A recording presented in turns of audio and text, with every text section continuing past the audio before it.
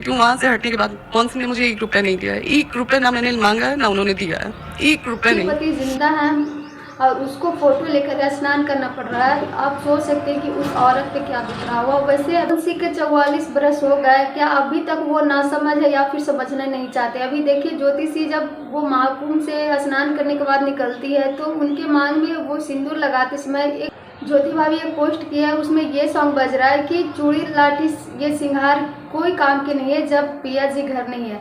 मतलब जिनके मांग में सिंदूर होते भर में उनके पति उनके साथ नहीं रहते। आप ज्योति भाभी से एक बार जाके पूछे कि उनको कितना ज़्यादा तकलीफ होता होगा। और अभी ज्योति भाभी के जाके उस कमेंट को भी पढ़िए। ज्योति भाभी इसके चाहने वालों या फिर पवन सिंह के चाहने वाले सब के सब ज्योति भाभी के सपोर्ट में और इस बार पवन सिंह के सब खिलाफ है, क्योंकि इस बार पवन सिंह 100% गलत है।